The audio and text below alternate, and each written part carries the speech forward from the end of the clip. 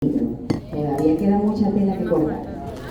Sí, mucho material. Bacterias es un poquito complicado, se van a dar cuenta que cuando saltemos a la sección de virus, todo es Disneylandia.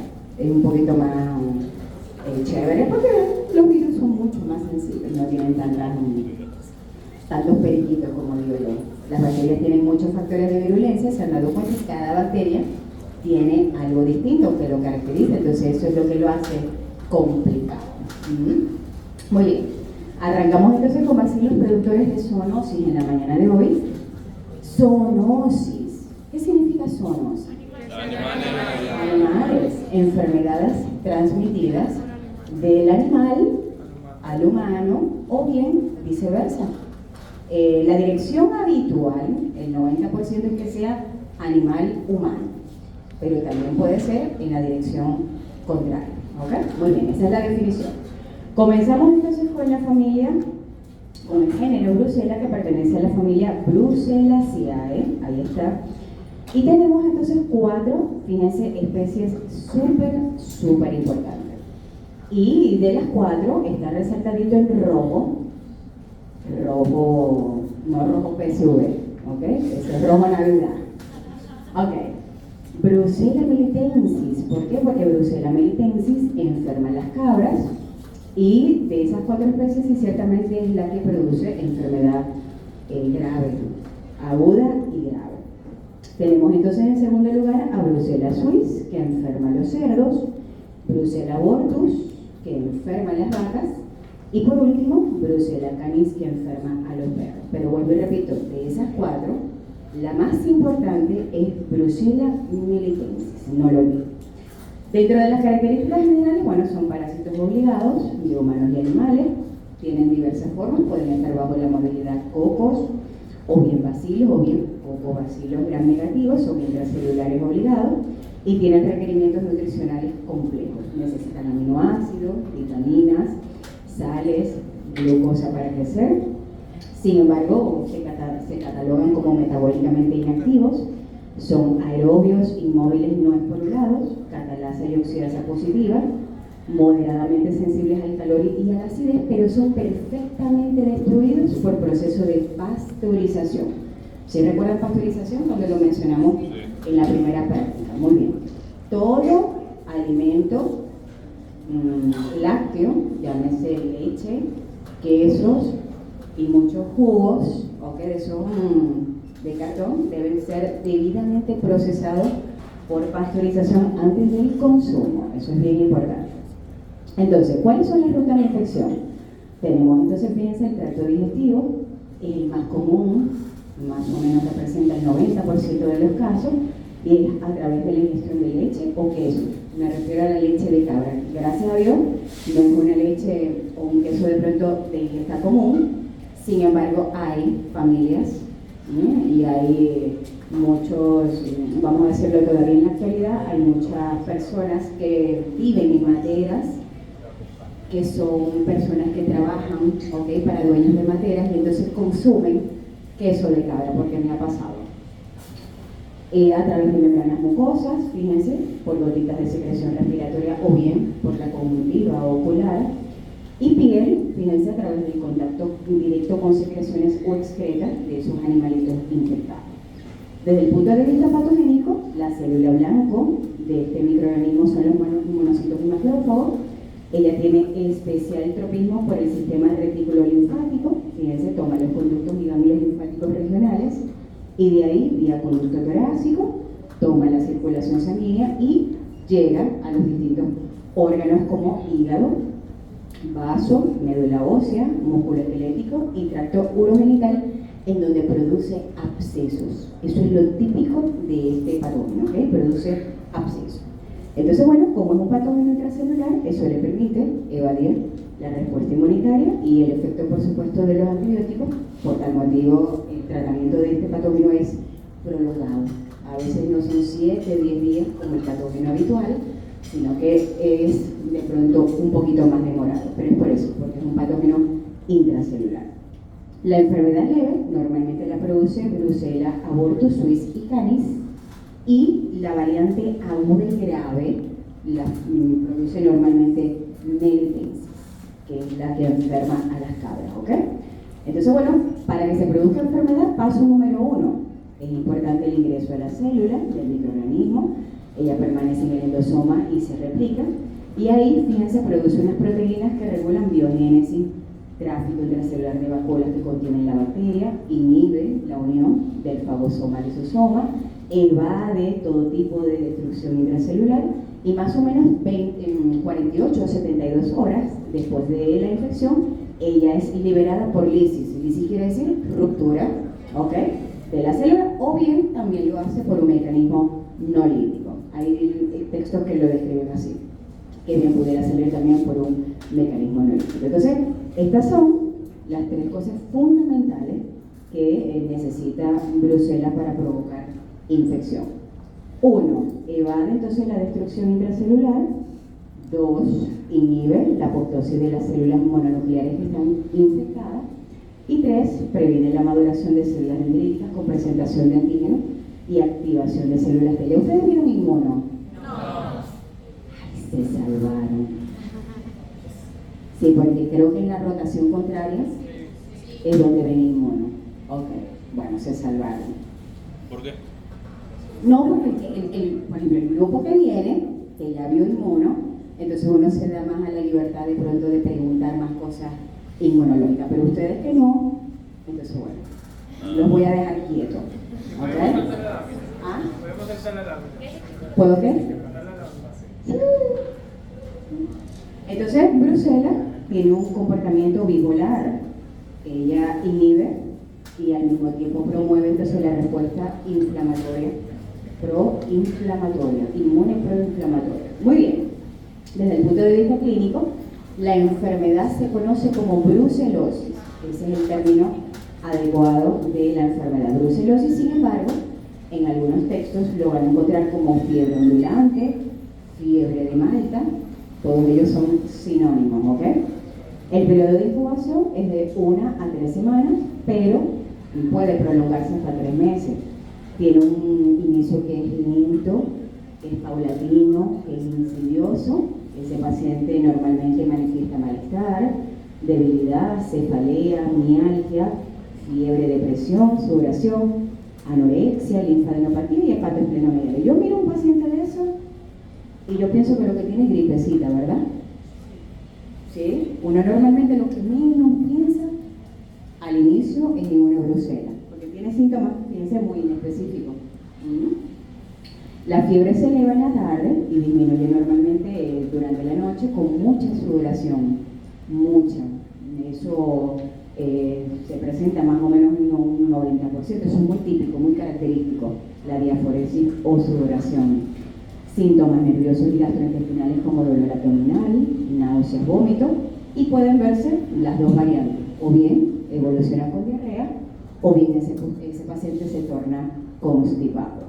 Linfadenopatía están presentes en un 10 a 20%, hepatoesplenomegalia, que es el aumento de hígado y vaso, alteración del sistema musculoesquelético, provocando, fíjense, artritis y osteomielitis hasta incluso en un 60% de los pacientes, y otras como meningoencefalitis, endocarditis, bronconeumonía, epididimitis, orquitis. ¿Orquitis qué es? Orquitis es testículo. Inflamación testicular. Muy bien. Y abortos incluso. Dámelo así. Muy bien. Desde el punto de vista microbiológico, esto no tienen que, esto es un modo de cultura general. No tienen que aprenderlo. Se dieron cuenta que en el examen nosotros no preguntamos nada de cultivo, nada de... Simplemente es importante que sepan si es un gram positivo, si es un gram negativo, si es un coco, si es un bacilo. Eso sí se pregunta en los exámenes, ¿ok? Y si es aeróbico o si es anaeróbico, porque eso también es pregunta de examen. Del resto de esto es a modo de cultura general, para que sepan entonces que se pueden tomar muestras de sangre o bien de biopsia, si es que tiene de pronto algún nódulo linfático inflamado. Se procede al aislamiento entonces en Brucela, altamente enriquecido, no olviden que es nutricionalmente muy exigente. Se incuba a 37 grados y fíjense que su tiempo de incubación es prolongado. La gran mayoría de los microorganismos ya más o menos en unas 72 horas uno ve que el crecimiento se manifiesta en unas colonias, pero este pajarito se tarda más o menos unas 3 semanas en crecer. Sin embargo, se dice que se puede ver algo más o menos entre 2 y 5 días. ¿Ok? Dame la siguiente, eso no importa.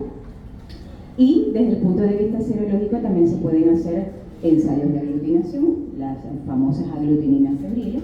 Se puede determinar, fíjense los anticuerpos de la clase IgM. Anticuerpo IgM, para que lo sepan, eso significa enfermedad aguda.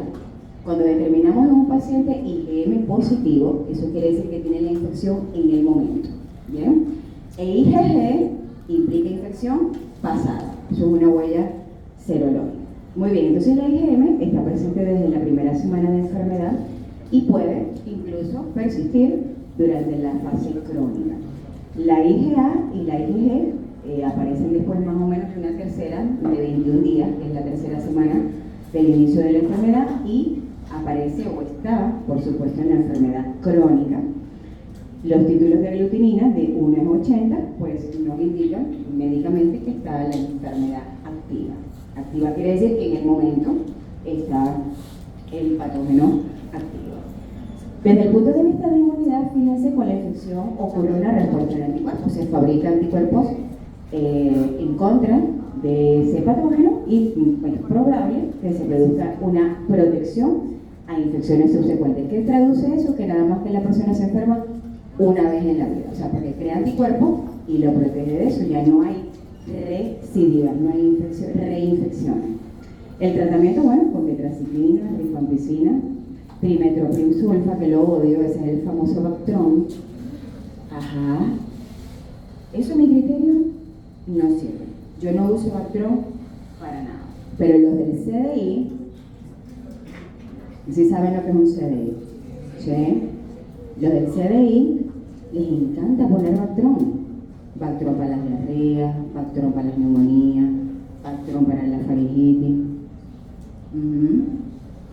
Bactron, ese es el famoso trimetoprim sulfamethoxazole. No empuje, tranquila.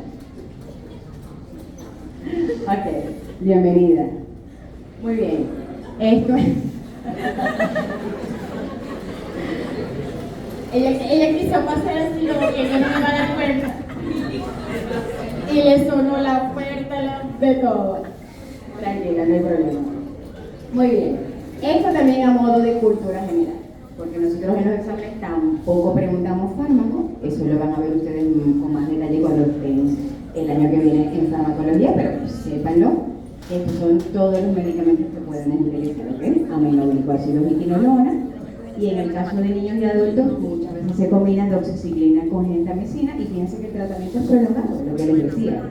No cura ese paciente normalmente en 7 en 10 días, sino que el tratamiento es así, más o menos 6 semanas, de pronto 8 semanas, todo depende de la evolución del paciente.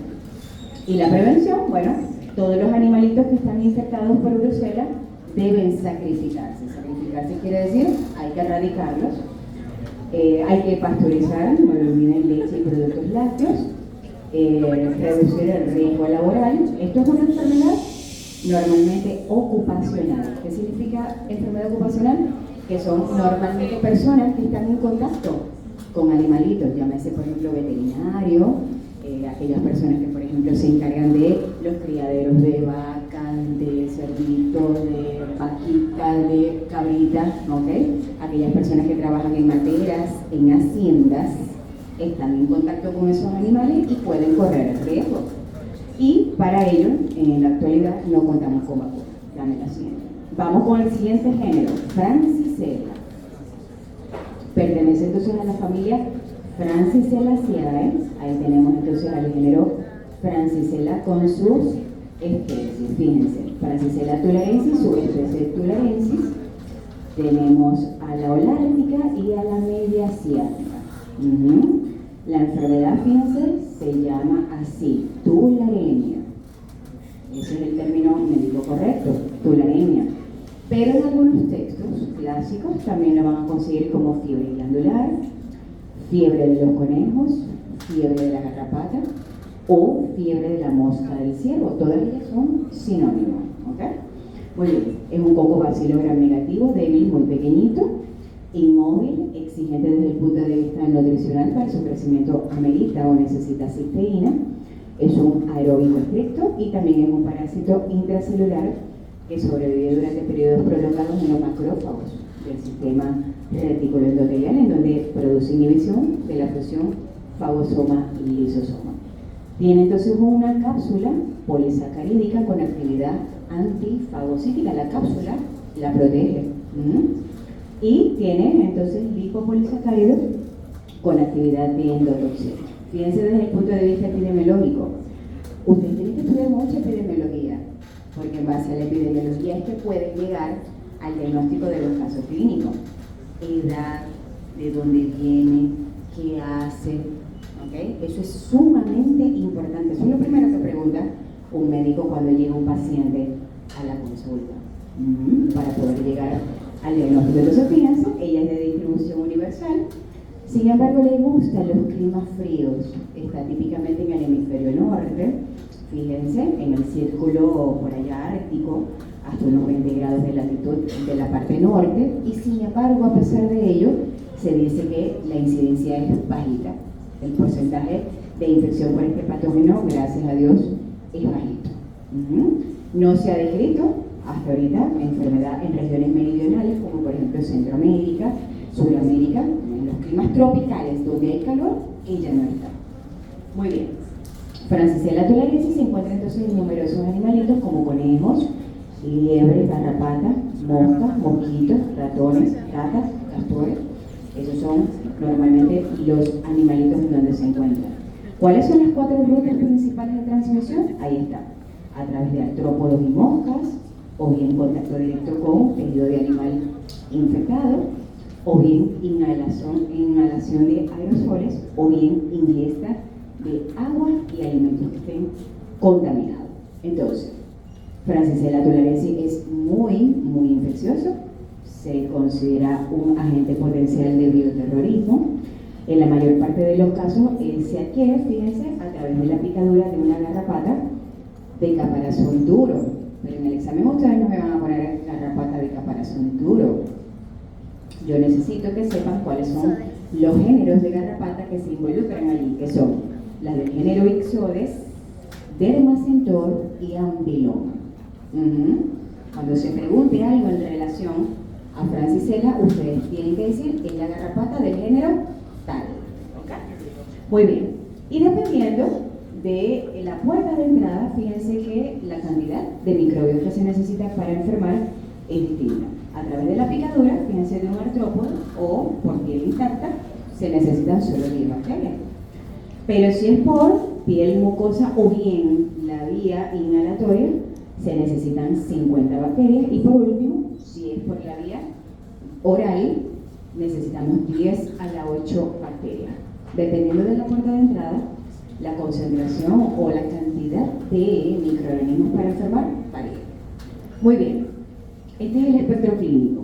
Tenemos entonces, fíjense, si se produce por abrasiones en la piel, se da la tularemia úlcero-ganglionar. Si es por la inhalación de un aerosol infeccioso, tularemia neumónica. Tenemos, por ejemplo, un dedito infectado o bien una gotica de secreción que cae en la conjuntiva, produce la tularemia oculoganglionar.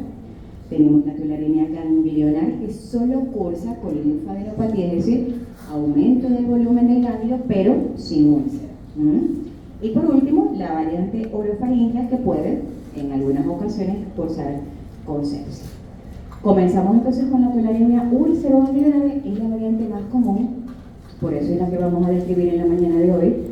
Tiene un periodo de incubación de 2 a 6 días, con una presentación clínica que se caracteriza por pápulas, una pápula inflamatoria, ulcerosa. Hay ganglios linfáticos que están hipertrofiados. ¿Qué significa hipertrofia? Aumentado de tamaño, necrótico, con secreción purulenta, que evoluciona por semana. Además de eso, el paciente presenta fiebre, malestar, cefalea y dolor, tanto en la región afectada como aumento de volumen de los ganglios linfáticos regionales. Entonces ahí está.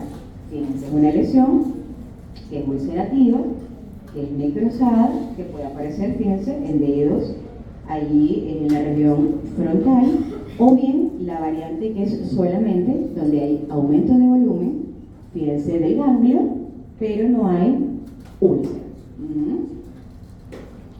Desde el punto de vista microbiológico, bueno, se pueden tomar muestras de aspirados de ganglio, médula ósea, sangre, tejidos profundos o bien biopsias de esas úlceras. Se hace entonces la microscopía, que tiene una sensibilidad y una especificidad muy buena. Se dice que la atención directa de la muestra con anticuerpos fluorescentes o inmunofluorescencia es una buena opción de diagnóstico, y también se puede hacer serología, determinando los títulos de anticuerpos. ¿Okay? IgM positivo es igual a infección aguda. Se dice que normalmente Francisella tularensis no crece, o sea, no es que no crece, sino que el cultivo es muy laborioso porque requiere compuestos sulfidrilos. Sin embargo, hay quienes lo han logrado aislar a través del agar gelosa chocolate, o bien un agar con extracto de levadura de carbón más cisteína, y se dice que puede, de pronto luego de 3-4 días, ver algún crecimiento. Pero ella es muy difícil de aislar, no es tan fácil su crecimiento. Para el tratamiento, bueno, streptomicina o gentamicina por 10 días, en los casos de recidiva, tetraciclina, cloranfenicol o fluoroquinolona, y si el paciente se medica a tiempo y se trata a tiempo, pues la tasa de mortalidad es muy mínima, de tan solo el 1%. ¿Cómo prevenirlo? Bueno, evitar los reservorios y vectores de infección como conejitos, garrapatas, insectos que pican. Evitar manipular los conejos enfermos, eso es bien importante. Hay muchas personas que tienen conejitos como mascotas, ¿sí? Y los conejitos muy lindos y todo, pero llevan y traen enfermedad, al igual que los perritos y los gatos. Ya vamos a ver qué producen los perritos y los gatos, con las cuales dormimos, con las cuales nos empiernamos. Ellos llevan y traen mucha enfermedad. ¿Ok? Uso de ropa protectora y repelentes de insectos, y profilaxis, por supuesto, a todo personal que tenga riesgo, y la vacuna todavía no está descrita, está en fase de experimentación. Vamos con el género Pasturella. Pertenece entonces a la familia Pasteurelaceae. Ahí tenemos al género Pasturella, y de allí el más importante es Pasturella moltocida, subespecie moltocida, séptica y gallicida. Sin embargo, tenemos otras importantes como Pasturella canis, dacmatis y estomatis. Esas son las principales que producen enfermedad. Son cocos o bacilos gram negativos aisladitos, en pares o bien formando cadenas corticas, son inmóviles, anaeróbicas facultativas, tienen requerimientos nutricionales bien sencillitos, exceptuando algunas especies que requieren de pronto del factor 5, pero mínima las especies. La gran mayoría son muy sencillitas desde el punto de vista nutricional. ¿Cuáles son sus factores de virulencia? Adhesinas de superficie, tiene una cápsula que nos permite serotipificarla, y tenemos hasta la actualidad los serotipos que van del A al D. Tiene lipopolisacáridos, cianidasas y aluronidasas, proteína de adquisición de hierro, y una toxina que se describe en la actualidad como carcinógeno potencial. Es un nitógeno altamente potente y que es capaz de bloquear incluso a gestos. Entonces, ¿cuál es el hábitat natural de Pasturella? Fíjense, está ampliamente distribuida tanto en el aparato respiratorio como gastrointestinal de animalitos domésticos y salvajes, bien sean saludables o enfermos. Es decir, que todo gatito y todo perrito, así luzca muy sano, igualito tiene Pasturella. Convive con él, duerme con él. Entonces, desde el punto de vista clínico, ellos son capaces de provocar infección de heridas, piel y tejidos blandos a través de la mordedura de estos animalitos. Dame la siguiente para que salga la... Ok, típicamente lo que se produce es esto: edema y dolor, además de linfadenopatía regional y fiebre de bajo grado. Esto sucede luego de una mordedura, un rasguñito o lamida de lesiones de la piel por gatos o perros. Eso es muy común en pediatría. Yo recuerdo que cuando yo estaba en el PONS haciendo el posgrado, eso me llegaba mucho. Heridas o mordeduras por perritos, por gatitos, porque bueno, la naturaleza del niño es eso, jugar con el perro, entonces lo agarra, lo besa, lo empuja. Entonces cuando ellos se molestan, ¿okay? Que el animalito se pone bravo, entonces cuando los muerde. Entonces eso es muy común en pediatría. Muy bien. La subespecie, desde el punto de vista clínico, la subespecie más frecuente es la Pastorela moltocida, subespecie moltocida, que produce infecciones respiratorias y bacterianas. La especie moltocida, subespecie séptica, es la que produce las infecciones de herida y se han descrito casos de infección del sistema nervioso central. La tasa de colonización orofaringea se dice que es mucho mayor en perritos que en gatos, por tanto, las heridas o todas las mordeduras producidas por gatos tienen mayor probabilidad de infección por pastorela que la de los perritos, ya me lo siguen. Sin embargo, se han descrito casos de pasteurilosis donde no se establece algún contacto directo con animales, pero también hay casos en los cuales en ese proceso infeccioso hay dos especies de pastorela. Ok, para el diagnóstico igual, se toma la muestra de la secreción, se lleva entonces al laboratorio para cultivo, se incuba y procedemos entonces a la visualización de las colonias, se hacen las pruebas bioquímicas y susceptibilidad a los antimicrobianos. Dame la siguiente. Vamos con Yersinia pestis. Yersinia pestis o muerte negra. Yersinia pestis, ¿no la han escuchado? La peste negra, la peste bubónica también tiene varios sinónimos. O la muerte negra, así la describieron durante muchos años atrás. Muy bien, ella pertenece a la familia Enterobacteriaceae. Ustedes vieron en la sección de Enterobacterias con Liliana la Yersinia productora de diarrea, ¿sí? Aquí vamos a ver a la Yersinia productora de peste. Aquí ya era Yersinia enterocolítica.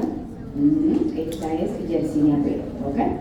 La Yersinia entonces es una infección que normalmente enferma o está con los roedores silvestres como ratoncitos de campo, ciervos, topos, zorrillos, y se transmite normalmente de un roedor a otro y ocasionalmente al humano por la picadura de una pulga que interviene.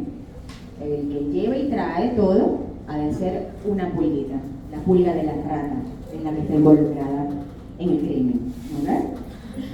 Las epidemias se presentan de forma intermitente y la infección puede diseminarse a roedores domésticos y otros animalitos, incluso los gatos también pueden involucrarse ahí. El vector entonces más frecuente, el más importante, es la pulga de la rata. Pulga de la rata, su nombre científico Xenopsila chupis, así es como se llama. Pero otras pulgas también pueden de pronto estar allí, pero a mí me gusta ella, Xenopsila. No es que me gusta, en realidad es la que lo produce. O sea, el 90% de los casos descritos ha sido por culpa de ella. ¿Bien? Ocurre entonces en muchas partes del mundo, pero típicamente en la India, en el sureste de Asia, en el África, Norteamérica y Suramérica. A menudo se presenta entonces como una infección grave, es una cosa mortal, que en los siglos pasados produjo entonces la famosa pandemia de la muerte negra, en donde hubo, un fallecimiento, una cosa indescriptible, algo así como tipo COVID, ¿sí? Algo así horrible, muchos fallecimientos. Yersinia pestis entonces es un potencial arma biológico, porque también es capaz de transmitirse por aerosoles. Ya vamos a ver en qué momento es que puede transmitirse por aerosoles, y por supuesto es muy grave y tiene una alta tasa de mortalidad. Bien, ahí está un diagrama bien bonito, muy simple, muy sencillito para comprender entonces los dos ciclos que tiene peste. Que tenemos la peste selvática, la variante selvática, y la urbana. Fíjense que ahí está la selvática, en donde está el perrito de la pradera. Fíjense, ahí radica pica la pulguita que está enferma, que está contagiada, pica al perrito de la pradera que está saludable, lo enferma, muere y la pulga vuelve a salir y vuelve a enfermar a otro perrito, ¿ok? Ahí está el ciclo. Ese es el ciclo normalmente natural. ¿Qué pasa? Ocasionalmente o accidentalmente entra el hombre y entonces, nada, llegó la pulga, lo pica al humano, le transmite la enfermedad y entonces se produce la peste bubónica. ¿Por qué se llama bubónica? Porque produce bubones. Bubón es aumento de tamaño de un ganglio linfático, pero es un ganglio grande, muy grande, inflamado y muy doloroso. Por eso que se llama así, peste bubónica, porque inflama mucho los ganglios. Tenemos entonces la variante urbana, la peste urbana. Fíjense, el ciclo es ratica, pulga. Está la ratica saludable, la pica, fíjense la pulguita, ella se enferma, muere, vuelve a salir esa pulguita contagiada y vuelve a enfermar otra ratica. Ese es el ciclo roedor-pulga. ¿Bien? Incidentalmente, entra entonces el humano al ciclo, fíjense, y allí la pulga pica al hombre y lo contagia, y ahí está la primera entonces manifestación, que es la peste bubónica. Se manifiesta por bubones, fíjense, aumento de ganglios. Esa es la primera, vamos a decir, manifestación. Cuando el proceso se agrava, ¿okay? Que ya llega un momento en donde Yersinia no solamente está localizado, sino que se disemina, toma el torrente circulatorio y se disemina, hace bacteriemia. Bacteriemia, eso es bacteria en sangre. Muy bien. Entonces allí, una vez que llega al aparato respiratorio de los pulmones y enferma el pulmón, en ese momento, entonces a través de gotitas de secreción respiratoria es cuando se puede enfermar de una persona a otra. ¿Sí se entiende? Porque legalmente la vía de contagio, la principal vía de contagio es esta, a través de la pulga, así es como la adquirimos. Pero una vez que el humano se enferma del pulmón, allí, cuando está la variante neumónica, ahí es cuando es capaz de transmitirse de persona a persona a través de gotitas de secreción. Entonces, el que comprendió esa lámina, comprendió todo en relación a Yersinia. Está muy bonito y muy sencillito. Muy bien, desde el punto de vista morfológico, en un paciente gram negativo con tensión bipolar, hay que hacerle tensiones especiales porque ella no es tan fácil de visualizar. Es inmóvil, anaeróbico facultativo, se desarrolla muy bien en medios que contienen sangre y esta es su temperatura habitual, 30 grados. Distinta a las otras que normalmente necesitan 35, 37. Ella crece muy bien a 30 grados. Escasa actividad bioquímica y poco variable.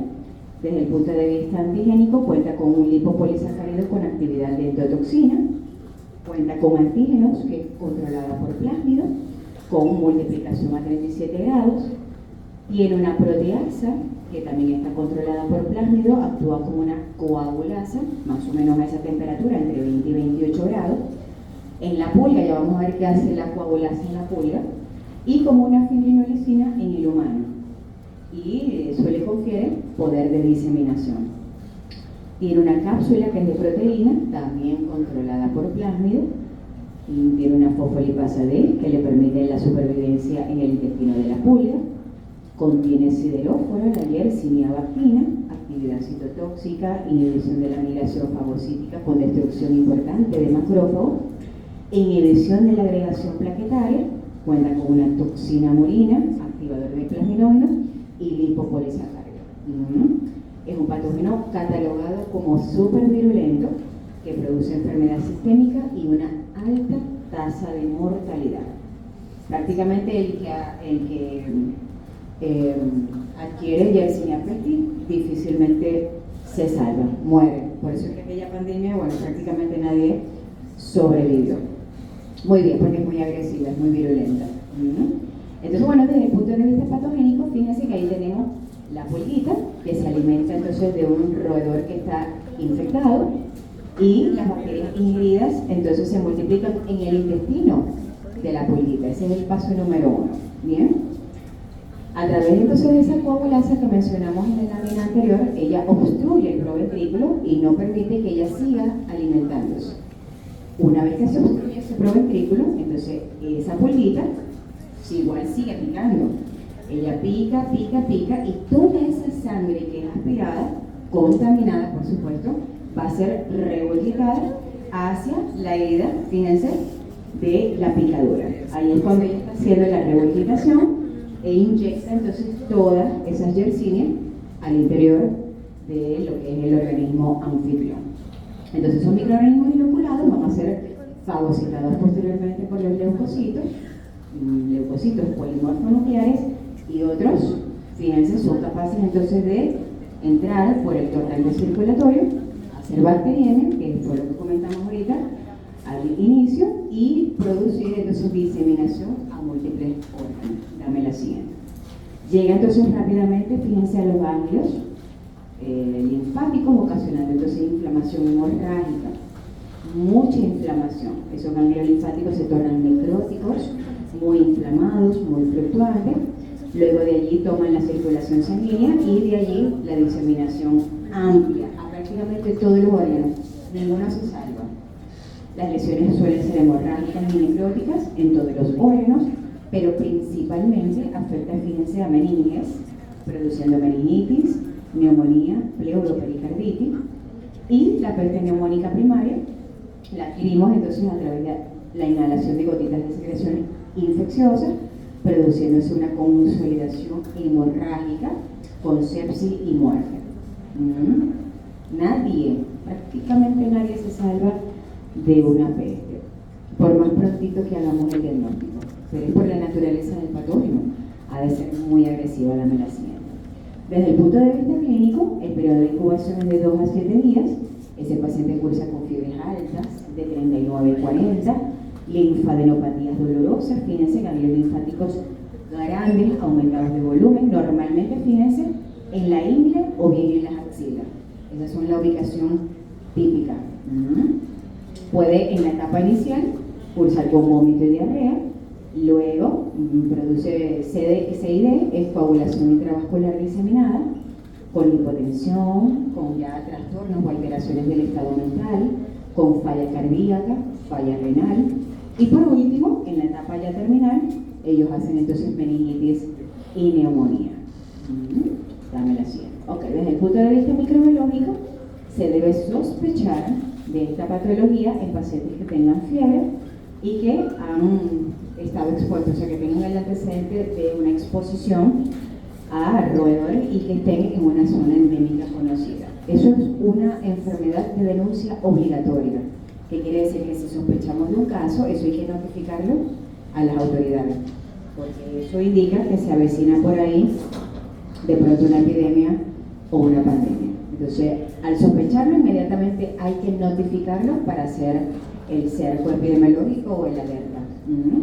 Entonces, las muestras son sangre, aspirado de ganglio, suero, esputo, líquido cefalorraquídeo, depende de en qué estadio de enfermedad esté el paciente.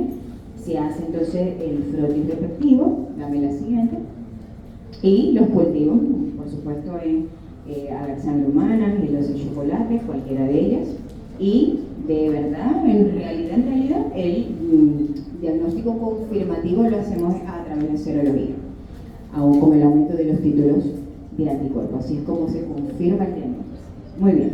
El tratamiento, si se hace de pronto con rapidez, quizás, pero la gran mayoría, fíjense, tienen una tasa de mortalidad del 50%, y si llega a la variante neumónica, ahí no hay más nada que hacer. La tasa de mortalidad es de un 100%. Esos pacientes se tratan con streptomicina, gentamicina o doxicilina con fluoroquinolona o una streptomicina con gentamicina.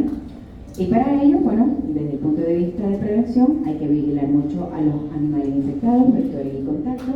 Hay que sacrificar a todos los animales que estén entonces enfermos. Si se diagnostica que están contagiados con Yersinia, hay que sacrificarlos, hay que matarlos a todos. Hay que eliminarlos, sin compasión, claro, porque o morimos ellos o morimos nosotros. Le van a matar a los veterinarios. Pero ajá, ¿qué hacen? O son ellos o somos nosotros. Entonces, bueno, es importante, no lo olviden, notificar a las autoridades sanitarias. Y bueno, lamentablemente hasta ahorita no contamos con vacuna para ello. Vamos con riquezas. Sí, genera inmunidad. Sí, pero no te da chance de que generes inmunidad. Porque sí, una vez que tú adquieres la enfermedad, es casi seguro en un 99,9% que vas a fallecer. O sea, no te da el tiro de que creas anticuerpos para no volver a enfermar. Tenés que matar al perro. Déjame terminar nomás. Y al final aclaramos todas las dudas. ¿Cómo vamos en tiempo? Porque a las 12 me sacan de aquí. Por eso. Al final aclaramos todas las dudas. ¿Sí? Bien. Muy bien. Vamos con riqueza, sí, porque esta clase también es un poquito... Van a salir con las nalguitas, sobre todo los que están sentaditos en el piso, van a salir con las nalguitas acalambradas un poquito. Muy bien. Vamos con la familia Rickettsiaceae. Ahí está el género Rickettsia, que contempla 28 especies. Fíjense, es un bacilo gramnegativo pequeñito, con una capa de peptidoglicano que tiende a ser muchísimo más pequeñita, por tanto su actividad de endotoxina es débil. Es inmóvil, es un parásito intracelular estricto de vida libre en el citoplasma de las células infectadas normalmente. Ajá, ahí hay dos cuadritos bien bonitos. Necesito que se los aprendan así tal cual como están ahí. Tenemos la variante del grupo tifus y tenemos al grupo de las fiebres exantemáticas. ¿Bien? Entonces en el grupo del tifus tenemos al tifus epidémico, que lo provoca Rickettsia prowazekii. Tenemos al tifus endémico, que lo provoca Rickettsia typhi, y el tifus de los matorrales, que lo provoca Orientia tsutsugamoshi. Eso es un japonés. El nombre lo tiene en honor a la persona que lo describió. Así algo así como la toxina de Kanagawa. ¿De quién? De Vibrio parahemolítico. Muy bien.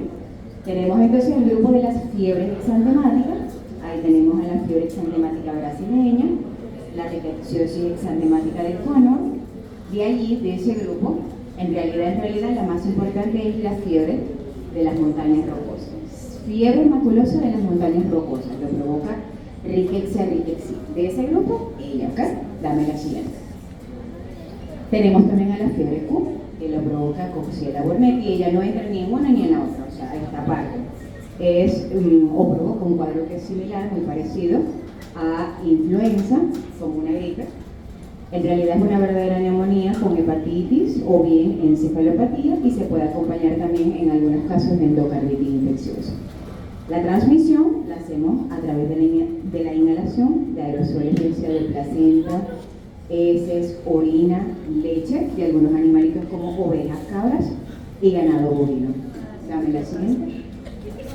Ahí hay una tablita también bien bonita y se la tienen que aprender así. De hecho, me parece que está muy práctica, muy didáctica, en donde tienen, fíjense, el nombre de la enfermedad, tienen el microorganismo que lo produce, tienen el vector, que es el que contagia en realidad, y por último el reservorio. Entonces ahí tienen, fíjense, fiebre maculosa de las montañas rocosas, ahí está el microorganismo que lo produce, Rickettsia rickettsii, el vector es la garrapata, y los reservorios garrapaticas o bien roedores salvajes. Tenemos aquí tifus de las malezas, ahí la importante es Orientia tsutsugamoshi. Ahí intervienen son ácaros, no garrapatas, sino ácaros. Y tenemos entonces ahí los reservorios, ácaros rojos, roedores salvajes. Tenemos a los tifus epidémicos. Tifus epidémico lo produce Rickettsia prowazekii. Fíjense que ahí cambia el vector, ya no es ni una garrapata ni un ácaros. Ahí interviene el piojo, el pedículus humano, ya lo vamos a ver. Los reservorios, fíjense, humanos, ardillas voladoras, pulgas de ardilla. Y por último, el tifus endémico, que lo provoca Rickettsia typhi, y ahí el vector es una pulga. Si se dieron cuenta que cada uno tiene su vector particular, entonces eso hay que aprenderlo. Desde el punto de vista antigénico, lipopolisacárido, fíjense, peptidoglicano, cuenta con una proteína principal, que es la OMPB, lipoproteína, y tiene una proteína de superficie, que es la OMPA. Desde el punto de vista patogénico, esas bacterias ingresan entonces por endocitosis, degradan la membrana del fagolisosoma a través de la fosfolipasa, se multiplican en el citoplasma lentamente, lo hacen más o menos en un lapso de 12 horas, y se dice que el grupo de las fiebres exantemáticas, típicamente Rickettsia rickettsii, sale de la célula a través de unas proyecciones citoplasmáticas, mientras que el grupo de las tifus, en donde está Rickettsia, probacequitis, normalmente salen, pero a través de lisis, rompen, ¿okay? la membrana celular. Dame la siguiente. Ok, comenzamos con Rickettsia rickettsii. Es la especie del género más frecuente que afecta al humano. Así se llama la enfermedad, fiebre maculosa de las montañas rocosas. El principal reservorio, entonces, no lo olviden, y vector son las garrapaticas de caparazón duro, y de allí género Dermacentor andersoni y Dermacentor variabilis, que son las garrapaticas del perro. Por eso es que no pueden dormir abrazaditos con los perros. Otros reservorios, los roedores. Después que salgan de esta clase, ¡fuera perro! ¡Fuera gato! Ajá. Ya no los van a querer y no los van a besar tanto como antes. Para infectarse, se dice que el individuo debe estar expuesto a la garrapatica a un periodo prolongado. Fíjense, debe estar mínimo en contacto con la garrapata 24 a 48 horas. ¿Qué cuerpo humano, verdad, permite tener una garrapata pegada? Si uno apenas uno siente, uno enseguida se la quita, ¿verdad que sí? Entonces, fíjense lo complejo del asunto. Tienes que estar en contacto mínimo 24 horas con la garrapata. Por eso que, gracias a Dios, esas enfermedades son muy poco frecuentes. Las bacterias se replican y dañan las células endoteliales, produce destrucción intracelular mediada, fíjense, por citoquinas, por linfocitos de la clase T, CD8. Hay una pérdida de plasma hacia los tejidos con hipovolemia, hipoproteinemia, y puede provocar insuficiencia orgánica. Dame la siguiente. La rickettsiosis se caracteriza típicamente por esto. Fíjense, fiebre, cefalea, malestar general, postración. Puede haber exantema cutáneo, excepto fiebre Q. Fiebre Q no produce exantema, ¿ok? No lo olviden. Y hepatosplenomegalia. Ya vamos a ver cuál es la característica típica del exantema, porque eso es lo que nos permite diferenciar la una de las otras. Entonces, el exantema macular, fíjense, del grupo de las fiebres exantemáticas suele aparecer primero en las extremidades, o sea, manos, pies, y luego se desplaza en sentido centrípeto, o sea, desde afuera hacia adentro, y abarca palmas de manos y planta de los pies, a diferencia del grupo tifus, que tiene dirección centrífuga, o sea, inicia entonces en tórax, en abdomen y en espalda, y luego se extiende hacia manos y pies, o sea, es la dirección contraria. Por eso que uno siempre tiene que preguntar al paciente: señor o señora o mamá, ¿cómo comenzó la erupción? ¿En qué sitio? ¿Dónde, cómo y cuándo? Porque la orientación de dónde empezó te habla a favor de muchos diagnósticos. Dame la siguiente. Desde el punto de vista microbiológico, entonces, bueno, se puede hacer cultivos celulares. La microscopía se tiñen pues muy débilmente con la coloración de Gram. Se describe mejor con GIEMSA. Sin embargo, se puede hacer inmunofluorescencia, de hecho es la mejor. Para ello, el diagnóstico de esa enfermedad se hace así, a través de inmunofluorescencia, se confirma con ella. Serológicamente, fíjense, y diagnóstico molecular se puede hacer la prueba de Wolf-Felix, pero tiene baja sensibilidad y especificidad. Y la microinmunofluorescencia pues es la que nos permite detectar anticuerpos frente a esas proteínas de membrana externa. Para el tratamiento, bueno, doxiciclina o fluoroquinolona. El diagnóstico precoz y la instauración de un tratamiento rápido hace que el pronóstico sea bueno. Sin tratamiento, por supuesto, la tasa de mortalidad es alta, y se dice que es muchísimo más alta si se trata de una persona de la tercera edad, si es un anciano. No existe vacuna para esta enfermedad, y bueno, algunas de las medidas preventivas: evitar estar en contacto entonces con garrapaticas, usar ropa protectora, repelente para insectos, y bueno, tratar de eliminar lo antes posible. Si estás en contacto con la garrapata, pues tratar. Yo pienso que eso es imposible, estar en contacto con una garrapatita 24 horas, o sea, que la tengas ahí encima tuyo 24 horas, eso es mentira. Vamos con Rickettsia probaceae. Rickettsia probaceae ocasiona tifus epidémico. El principal vector entonces allí es el piojo, ya no es una garrapatita, estamos entonces ante la presencia de un piojo, el piojo del cuerpo humano, que se llama pedículus humano. ¿Ya vieron parasitología? Ese es la rotación contraria. Sí. Para es muy bonita. O sea, no digo que micro no, ¿eh? Pero para es muy bonita y es muy sencillita. Sí. La pesadilla del segundo año es micro. Sí. Quita el sueño. Sí. Yo sé que sí. Yo sé que sí. Lo admito. Yo sé que Fisio para ustedes es un paseo, Inmuno es otro paseo, Para es Disneylandia, pero Micro es la casa de quién? De Freddy. No sé cómo describirlo, de verdad que sí. Yo sé que es complejo. Sí, yo sé que sí. Muy bien. El humano es considerado el principal reservorio. Los factores de riesgo, fíjense, hacinamiento, malas condiciones sanitarias, se describe mucho, fíjense, en Centro, Sudamérica, África y con menor frecuencia en las zonas rurales de los Estados Unidos. En Estados Unidos hay pocas zonas rurales, muy pocas, no digo que no, pero muy poquitas.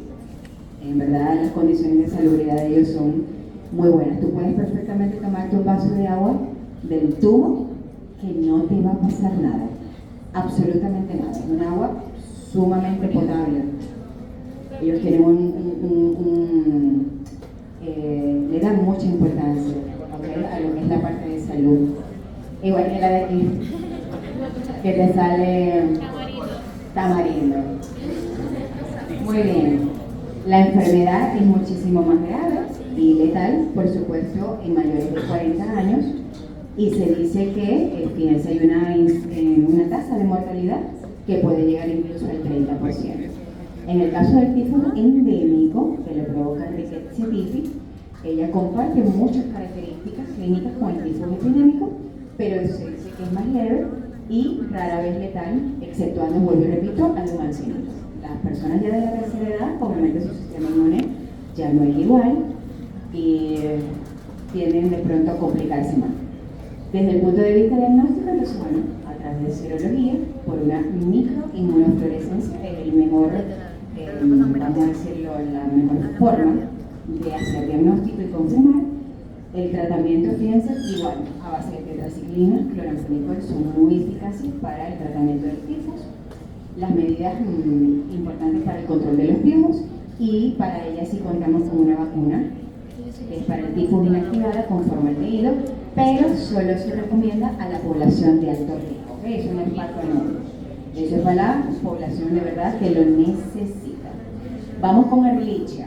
Pertenece entonces a la familia Anaplasmataceae. Ahí está el género Ehrlichia, que tiene 9 especies.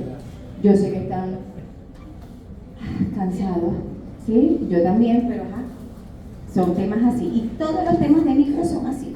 Son como 20 bacterias en una clase. ¿Sí se han dado cuenta, verdad que sí? Que mucho material. Micro debería verse anual. Sí. Bueno, hagan la carta, pásenlo al buzón de sugerencia, a la oficina de Chimisai. Ajá, porque ella es la jefa. Esa es la jefa mayor. Si ella no autoriza. Lo hubiésemos hecho el año pasado para ver. Porque micro es anual. Todo el material de micro que sufran todo. Debería verse en un año. Créanme que lo aprovecharían muchísimo mejor. Yo por lo menos en mi época, le estoy hablando de hace 20 años atrás. Yo aquí donde me ven yo soy mayor. Lo que pasa es que no se me ve. Pero hace 20 años atrás, cuando yo vi micro, era anual. Yo veía un tema por semana y no tanto así. Eran 3 bacterias de pronto por cada clase. Entonces, te permite digerir mejor la información, ¿verdad que sí? Aprenderla mejor. Pero ahorita, imagínate, 20 bacterias en una clase no es fácil. Yo sé que sí. Muy bien, entonces hagan la cartita y métanlo al buzón. Ya este semestre no, porque ya todo el mundo ya. Si tú sufriste, nosotros también. ¿Ok? Muy bien. Dios mío. Ok. Bacterias gram negativas también intracelulares. intracelulares obligadas. Se multiplican entonces dentro de vacuolas intracitoplasmáticas y en las células que son derivadas de la médula ósea. Fíjense, se multiplican en los granulocitos, monocitos, eritrocitos y plaquetas, donde forman mórulas. Ya vamos a ver cuáles son las mórulas. Y eso nos permite hacer el diagnóstico. Así es como se hace el diagnóstico de Ehrlichia, a través de la visualización de mórulas. Se tiñen muy débilmente con la coloración de grano. Ellas carecen de péptido glicano y lipopolisacáridos. Ahí está. Fíjense, está la célula y la morulita es esto que está aquí. Eso se visualiza muy bonito al microscopio en los casos de Ehrlichia. Adivinen quiénes hacen los diagnósticos de Ehrlichia para nosotros. Los veterinarios. En la facultad de veterinaria es donde ellos nos ayudan a hacer los diagnósticos de Ehrlichia. ¿Por qué? Porque estos pajaritos se relacionan mucho con los perritos. Es una enfermedad muy típica de los cánidos. Por eso es que no pueden dormir abrazaditos con los perros. Ajá, ni mimarlos, ni besarlos en la boquita, como he visto mucho, porque ellos llevan y traen muchas enfermedades. Muy bien, tenemos entonces dos especies. Tenemos Ehrlichia chafensis, que produce la ehrlichiosis monocítica humana. Tenemos la variante granulocítica, que es provocada por Ehrlichia ewingi y Anaplasma phagocytophilum, también está ahí involucrada. Vamos a comenzar con la ehrlichiosis monocítica humana. El agente causal entonces es Ehrlichia chafensis. El vector es una garrapatita, que es del género Amblyoma americanum. El reservorio es un ciervo de cola blanca. Otros reservorios también, los perritos domésticos, zorros, coyotes, lobos, mapaches, cabras, ratones. Tiene de verdad un repertorio de reservorio muy amplio. Fíjense, ella infecta monocitos y fagocitos en tejidos y órganos. Tiene un periodo de incubación de 5 a 21 días, luego de la picadura de la garrapata. Inicia como una enfermedad pseudogripal. Da la sensación de que fuese como una gripecita normal. Fíjense, con fiebre, escalofríos, cefalea, mialgia, náuseas, vómito, anorexia, que es la pérdida del apetito, pérdida de peso y un exantema que es de inicio tardío, pero se dice o se describe que es mucho más común en niños el exantema. La mayoría de los pacientes presentan leucopenia. Leucopenia es disminución de los glóbulos blancos. Trombocitopenia, que es la disminución de los valores de plaquetas. Y elevación de las transaminasas séricas. Eso es perfil hepático. ¿Okay? Las complicaciones pueden ser meningoencefalitis, falla renal, miocarditis e insuficiencia respiratoria, incluso shock, si no se diagnostica y se medica a tiempo.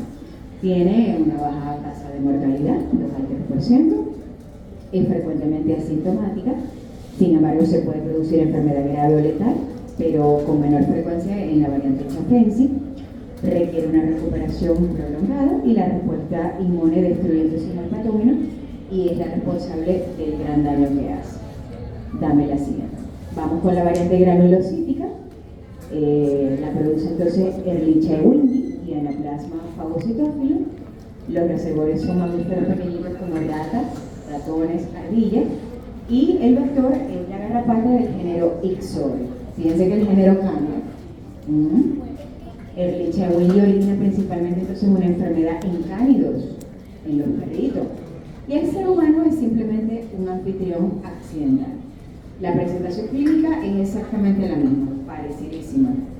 Y bueno, desde el punto de vista microbiológico, la microscopía tiene un valor muy limitado, de verdad que sí. Se hacen preparaciones con Giemsa, normalmente, preparaciones de sangre. La muestra es una muestra de sangre que se colorea con Giemsa y permite entonces visualizar las muestras. Esas muestras nosotros normalmente las enviamos a la facultad de veterinaria y ellos siempre son los que nos ayudan con el diagnóstico. Entonces, bueno, la determinación de módulas está presente normalmente en un 10% de la variante monocítica y se dice que aproximadamente en un 80% cuando se trata de la variante granulocítica. Se ven muchísimo mejor. Los métodos confirmatorios son a través de una PCR, que es la prueba molecular, o bien un estudio serológico que nos permita visualizar el incremento de los títulos de anticuerpos. Para el control, tratamiento y prevención, bueno, doxiciclina también sigue siendo la droga de elección. La rifampicina se puede utilizar si la mujer está embarazada. Recuerden que el embarazo es muy delicado y no se puede medicar con cualquier antibiótico. Hay que evitar entonces las zonas con garrapatas, uso de ropa protectora, aplicación de repelente, y las garrapatitas adheridas en la piel debemos eliminarlas lo más pronto posible, y actualmente nada de vacunas para ello. Vamos con borrelia. Tenemos entonces que pertenecen a la familia Spirochetaceae, es una de las 3 espiroquetas. Ahí tenemos al género Borrelia con 37 especies. Tenemos entonces las fiebres recurrentes, y de allí, fíjense, Borrelia recurrentis produce la fiebre recurrente epidémica, y aproximadamente unas 15 especies de Borrelia distintas a ella, por supuesto, producen fiebre recurrente endémica. Tenemos la variante endémica y la variante epidémica. Y en contraposición tenemos allá a la borreliosis de Lyme, o enfermedad de Lyme, que la produce Borrelia burgdorferi, Borrelia garini o bien Afzeli. Las 3 especies están involucradas, pero la principal sigue siendo burgdorferi. Dame la siguiente. Es una espiroqueta gram negativa que se tiene débilmente. Son muchísimo más grandes y voluminosas que las otras espiroquetas, se tienen muy bien con colorantes como Giemsa y Wright, y se dice que se observan muy bien en las preparaciones al microscopio de sangre periférica cuando tienen la enfermedad, la fiebre recurrente. En el pico febril es cuando se debe tomar la muestra para ver muy bien las espiroquetas, se ven bien bonitas.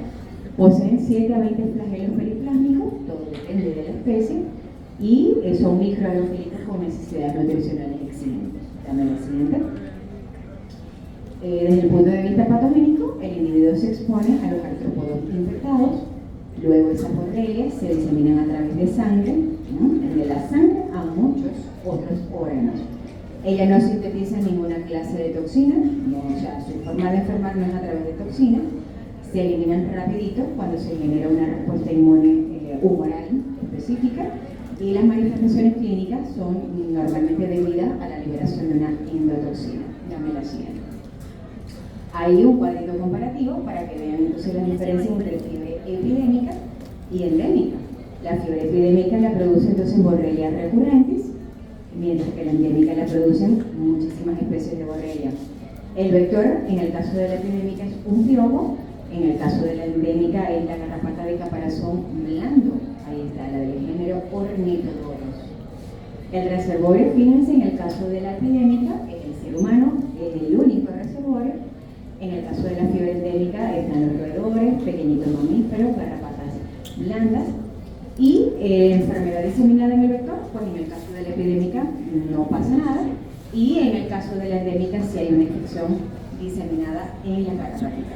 Se dice que ellas, las garrapatas, pueden sobrevivir durante meses entre una picadura y la siguiente.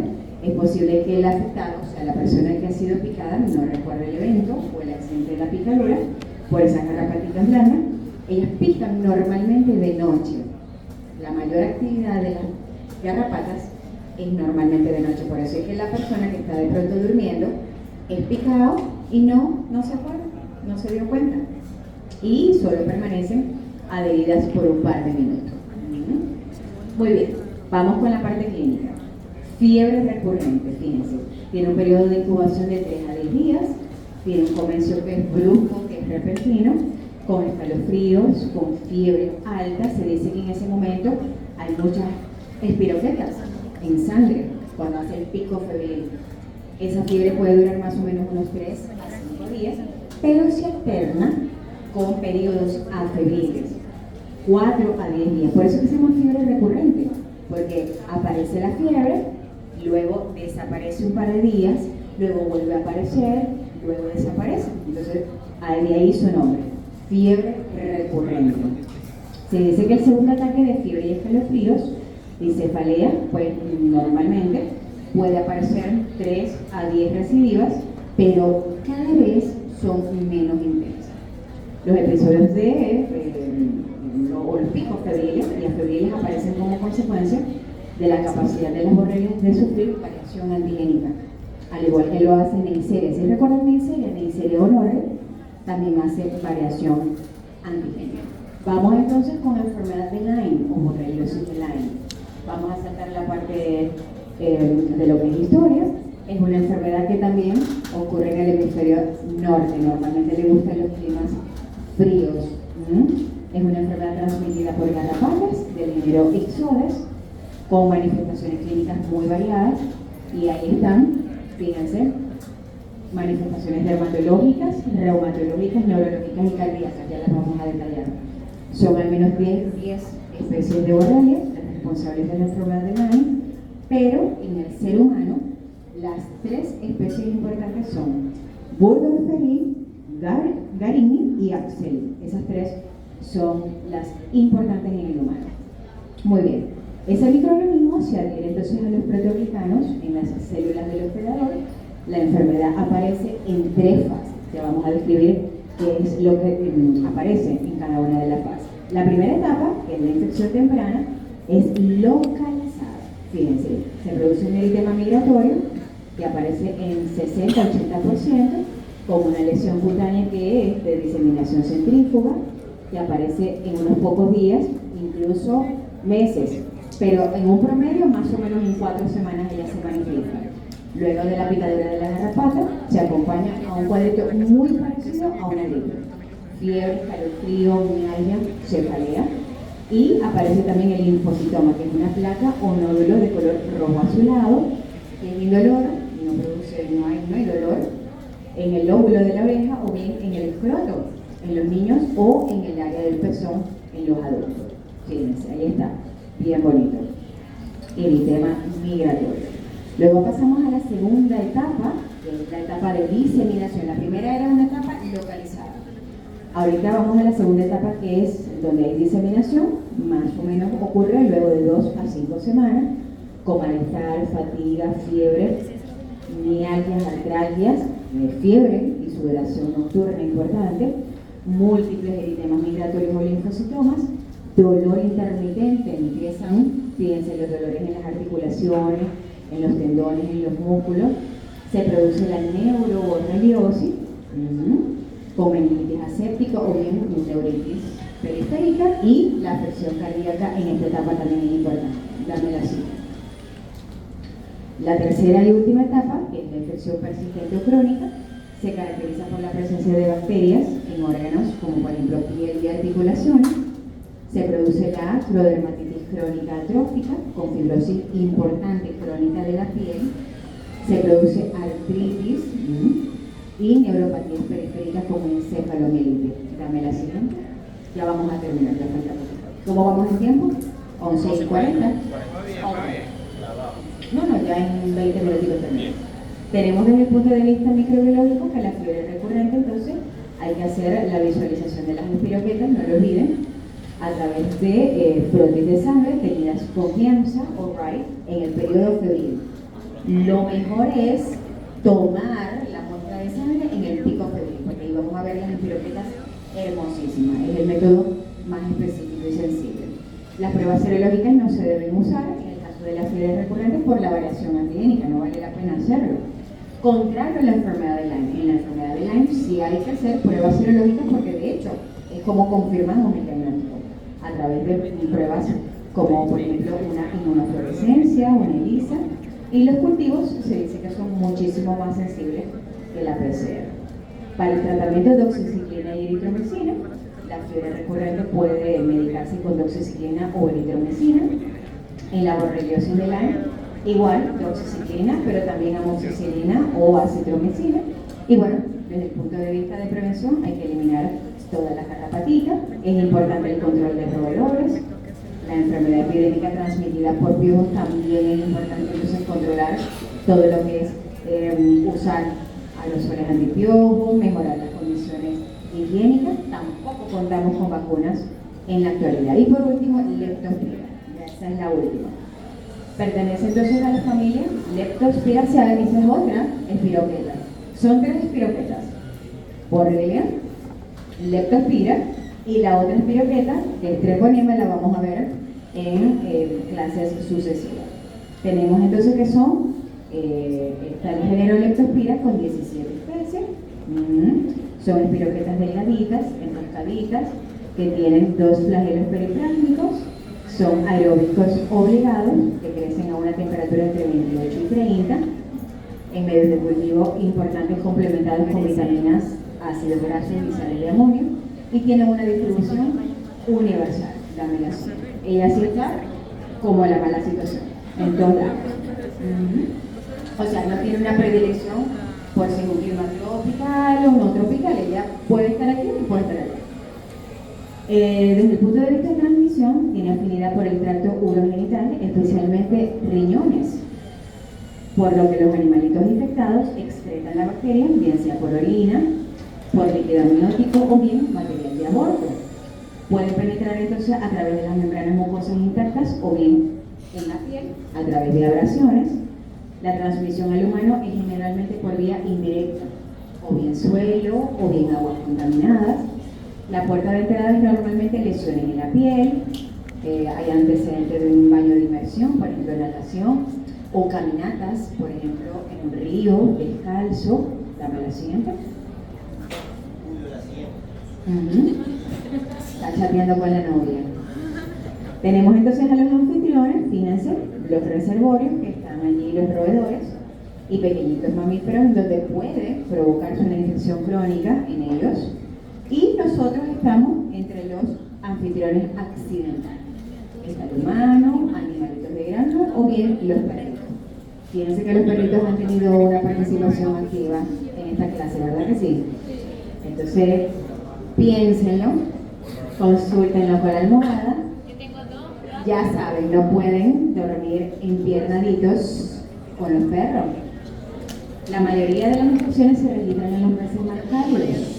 Se dice que es cuando hay mayor actividad recreacional, ¿ok? No ocurre transmisión horizontal de persona a persona, o sea que una persona enferma no va a contagiar a otra. La leptospira es capaz de invadir entonces cualquier sistema, ocasionando daño en las células endoteliales a través de una glucoproteína citotóxica y produce allí vasculitis con lesiones isquémicas importantes. Desde el punto de vista clínico puede haber 3 variantes. Una infección subclínica o asintomática. Está la variante leve o enfermedad pseudogripal porque simula a una gripecita común y vulgar, o bien evolucionar a la forma grave que se conoce como enfermedad de Weller. Entonces, bueno, comenzamos con la más leve, la que parece una gripecita, fíjense, con fiebre, mialgia, bacteriemia. Esos microorganismos se pueden aislar con frecuencia en el líquido cefalorraquídeo, incluso si el paciente no tiene síntomas benignos. Las fiebres y las mialgias pueden remitir luego de una semana. Eso es más o menos el tiempo que tarda, 7 días, 7, 8 días. Vamos entonces con la segunda fase o la fase inmunitaria. Ahí está entonces la enfermedad de Well, que es la forma grave de la enfermedad. El inicio es súbito con cefalea, comida, escalofrío, mucho dolor abdominal.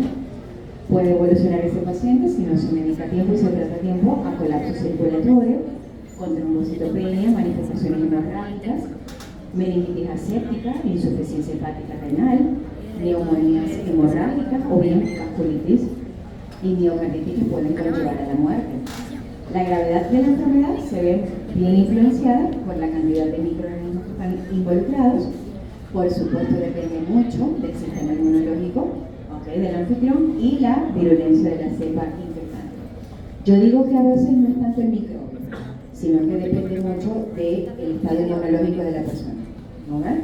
Eso es importante. Desde el punto de vista microbiológico, no se pueden visualizar entonces con facilidad a través de la microscopía electrónica, de la microscopía óptica. Dame la siguiente. Normalmente hacemos inmunofluorescencias, otras cosas, pruebas moleculares. Algunos cultivos se pueden hacer, pero con medios bien especiales, por ejemplo, suplementados con albúmina, y crecen, fíjense, súper lento, entre 2 semanas, incluso meses. Dame la siguiente. El método de referencia para la prueba de diagnóstico ha de ser una prueba de aglutinación microscópica. Esa es la mejor forma de diagnosticarla. Las aglutininas aparecen en sangre de los pacientes no tratados más o menos en la segunda semana de enfermedad y se dice que hay que tener mínimo 1/200 el título de anticuerpo para considerarlo como positivo. Dame la siguiente. Para el tratamiento, bueno, ella no suele ser mortal, de hecho la leptospirosis es una enfermedad muy frecuente. El tratamiento es con antibióticos muy usuales como penicilina, ceftriaxona, ampicilina. Es difícil erradicar la leptospirosis porque, bueno, están ampliamente extendidas en animalitos salvajes y domésticos. Se dice que la vacunación del ganado, de las mascotas, es muy útil para la reducción de la incidencia de la enfermedad en ellos y el control de los roedores, pues por supuesto, es bien importante. Creo que está bien.